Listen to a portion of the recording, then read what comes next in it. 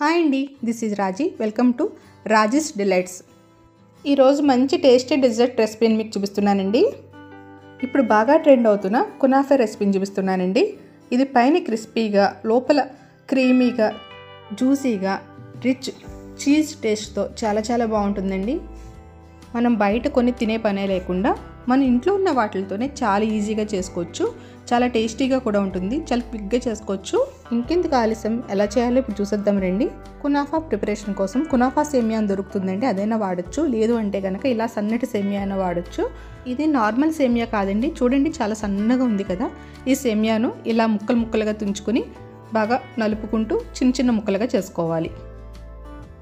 ఇలా చిన్న ముక్కలుగా చేసుకున్న తర్వాత ఒక బౌల్ తీసుకొని ఈ సేమియాను మొత్తం ఆ బౌల్లో వేసుకొని ఇప్పుడు దీంట్లో 2 స్పూన్ల షుగర్ పౌడర్ యాడ్ చేసుకోవాలి. దీంతోపాటు ఒక పావు కప్పు మెల్ట్ చేసుకున్న బటర్ని వేసుకొని ఇప్పుడు ఈ షుగర్, ఈ బటర్ మొత్తం సేమియాకు పట్టేటట్టు బాగా కలుపుకోవాలి. బటర్ కలిపేటప్పుడు బాగా అదిమినట్టు కలపకుండా ఇలా పైన లైట్గా కలుపుతూ ఉంటే సేమియా మరింతగా ముక్కలు అయిపోకుండా ఉంటుంది. ఇలా పొడిగా తయారైన తర్వాత వెన్న అలాగే షుగర్ పౌడర్ మొత్తం సేమియాకు పెట్టి ఇలా పొడిగా తయారైనంత వరకు కలుపుకున్న తర్వాత ఈ సేమియాని పక్కన ఉంచుకొని ఇప్పుడు కునాఫా మధ్యలో క్రీమ్ కోసం ప్రిపరేషన్ కోసం 1 కప్పు పాలు తీసుకొని ఒక ప్యాన్లో వేసుకొని అలాగే అదే కప్పుతో పావు కప్పు ఫ్రెష్ క్రీమ్ని కూడా వేసుకొని 2 బాగా మిక్స్ అయ్యేటట్టు బాగా కలుపుకున్న తర్వాత ఇప్పుడు స్టవ్ మీద ఉంచి పాలు ఒక పొంగు వచ్చిన తర్వాత 2 నిమిషాల వరకు మరిగించుకోవాలి. ఇప్పుడు వేరే బౌల్ తీసుకొని 2 టేబుల్ స్పూన్ కస్టర్డ్ పౌడర్ని అలాగే పావు కప్పు పాలు వేసుకొని ఈ ఉండలు లేకుండా బాగా మిక్స్ చేసుకుని ఇప్పుడు దీన్ని కూడా పక్కన ఉంచుకొని ఇప్పుడు ఒక పావు కప్పు మిల్క్ మేడ్ తీసుకోవాలి. మనం పాలు ఏ కప్పుతో తీసుకున్నామో అదే కప్పుతో పావు కప్పు వరకు మిల్క్ మేడ్ తీసుకొని ఈ మిల్క్ మేడ్ని కూడా పక్కన ఉంచుకొని ఇప్పుడు మరుగుతున్న పాలలో మనం ముందుగా ప్రిపేర్ చేసుకున్న కస్టర్డ్ మిల్క్ని వేసుకొని ఉండలు లేకుండా బాగా స్పీడ్గా కలుపుకుంటూ క్రీమీగా అయ్యేటట్టు కుక్ చేసుకోవాలి. ఇలా దగ్గరగా అయ్యి క్రీమీగా అయిన తర్వాత ఇప్పుడు మిల్క్ మేడ్ని కూడా యాడ్ చేసుకొని బాగా మిక్స్ చేసుకొని ఈ క్రీమ్ మొత్తం బాగా థిక్గా అయ్యే వరకు కలుపుకుంటూ బాగా కుక్ చేసుకోవాలి. ఈ కుక్ అవ్వడానికి ఒక 5 మినిట్స్ వరకు టైం పడుతుందండి.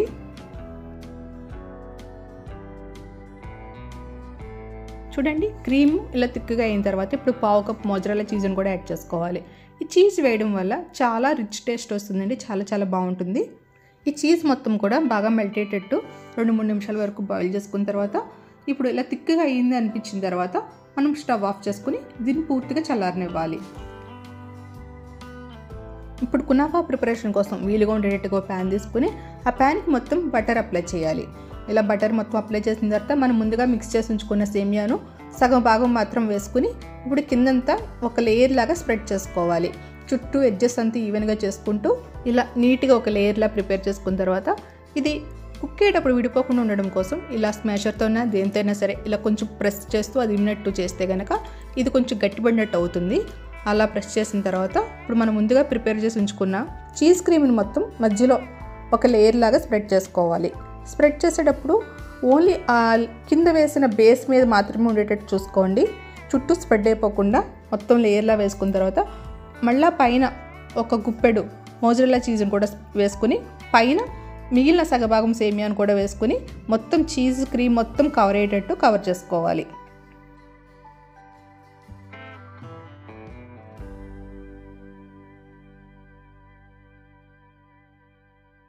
ఇలా మొత్తం క్రీమ్ చీజ్ కవర్ అయిపోయేంత వరకు కవర్ చేసుకున్న తర్వాత ఇప్పుడు పై భాగాన్ని కూడా స్మాషర్తో కొంచెం అదిమినట్టు ప్రెస్ చేసుకోవాలి. ఇప్పుడు దీన్ని స్టవ్ ఆన్ చేసుకొని సిమ్లో ఉంచి మూత పెట్టి ఒక 10 నిమిషాల పాటు రోస్ట్ చేసుకోవాలి. ఇది వేగేలోపుగా మనం షుగర్ సిరప్ ప్రిపేర్ చేసుకుందామండి. దానికోసం వేరే ప్యాన్ తీసుకుని ఒక పావు కప్పు షుగర్ని అలాగే పావు కప్పు వాటర్ని కలుపుకొని స్టవ్ మీద ఉంచి షుగర్ మొత్తం కరిగి ఈ షుగర్ సిరప్ ఒక్క పొంగు వచ్చేంత వరకు బాయిల్ చేసుకోవాలి. ఇది ఎలాంటి పాకం రావనవసరం లేదండి.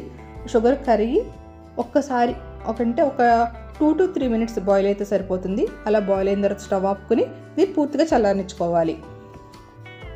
ఒక 10 మినిట్స్ తర్వాత కునాఫాని ఎలా ఉందో చూసానండి. కింద వైపు అంతా రోస్ట్ అయిపోయింది. ఇప్పుడు దీన్ని రెండో వైపుకి ఫ్లిప్ చేసుకోవాలి. ఫ్లిప్ చేసుకోవాలంటే ఇలా తిరిగి వేస్తే కనుక ఇది ఇరిగిపోయే ఛాన్స్ ఉంటుంది. అందుకని మీరు ఇలాంటి ఫ్రై ప్యాన్ని కానీ లేదంటే దోశ తవాని కానీ పైన పెట్టి ఉల్టా తిప్పాలి. ఇలా తిప్పితే కునాఫా ఇరిగిపోకుండా పైన ఉన్న ప్యాన్లోకి నీట్గా వచ్చేస్తుందండి. దీన్ని ఒకసారి సరి చేసుకుని మూత పెట్టి ఇప్పుడు కింద భాగాన్ని కూడా మంచి కలర్ వచ్చేంత వరకు రోస్ట్ చేసుకోవాలి. ఇప్పుడున్న కరెక్ట్గా కలర్ వచ్చేసిందండి. ఇప్పుడు స్టవ్ ఆపుకుని వెంటనే ప్లేట్లో ట్రాన్స్ఫర్ చేయకుండా ఒక 5 నిమిషాల పాటు అలా ఉంచిన తర్వాత ఇప్పుడు ప్లేట్లోకి ట్రాన్స్ఫర్ చేసుకోవాలి. ఇప్పుడు కునాఫా జ్యూసీగా ఉండడం కోసం మనం ముందుగా ప్రిపేర్ చేసిన షుగర్ సిరప్ని మొత్తం కునాఫా మొత్తం స్ప్రెడ్ అయ్యేటట్టు ఇలా స్ప్రెడ్ చేయాలి.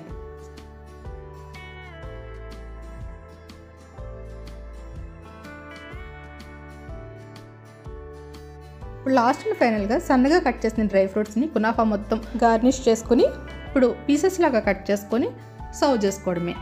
ఇంతేనండి, జ్యూసీగా ఉండే మంచి టేస్టీ కునాఫా రెడీ అయిపోయింది. దీని టేస్ట్ ఒక్కసారి తింటే కనుక మళ్ళీ చేసుకుని తినాలనిపిస్తుంది. మంచి రిచ్ చీజ్ టేస్ట్తో చాలా బాగుంటుంది. పిల్లలకైతే చాలా బాగా నచ్చుతుంది ఇది. మరి మీకు ఎలా అనిపించిందండి ఈ రెసిపీ మీకు నచ్చిందని అనుకుంటున్నాను. ఈ రెసిపీ కనుక మీకు నచ్చినట్టయితే మీరు ట్రై చేసి మీకు ఎలా కుదిరిందో నాకు కామెంట్ చేయండి. అలాగే మీ ఫ్రెండ్స్కి రిలేటివ్స్కి షేర్ చేయండి, లైక్ చేయండి. మన ఛానల్ ఫస్ట్ టైం చూస్తున్నట్టయితే సబ్స్క్రైబ్ చేసి పక్కనున్న బెల్ బటన్ యాక్టివేట్ చేయండి. మరో మంచి రెసిపీతో మళ్ళీ కలుద్దాం. Thanks for watching.